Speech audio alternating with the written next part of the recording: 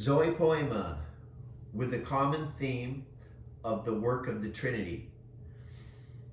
Now here we have two solid instances, one from John, the other from Paul, where we can see the Trinity in full action, working together as a team.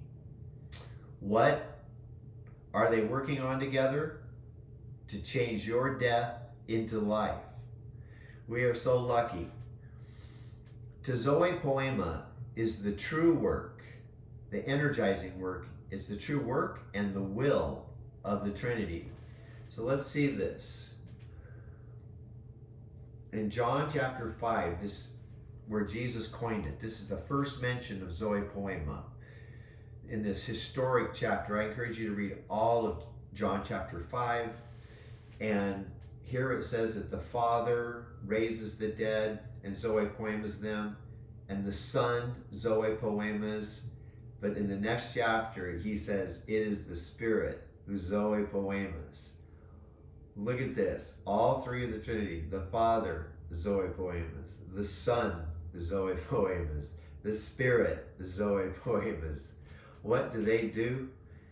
Okay, and who does he Zoepoema? He Zoepoemas whomever he wills.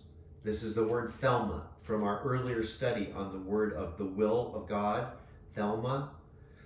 And the work and the will, for people to work, to have a will and work, it's like what you want, you got to back it up with action. And so his will is he wants to, he desires to Zoepoema people.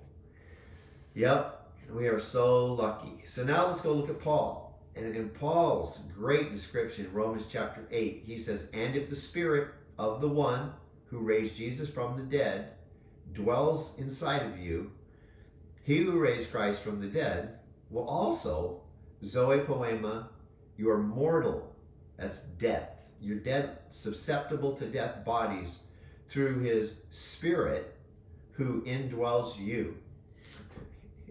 Phenomenal. Okay, so here we have the Spirit, here we have the Son, and who was the one who raised Jesus from the dead? That was the Father. So here, in just a few short words, Paul's description is that the Trinity is at work, the Father, the Son, and the Spirit.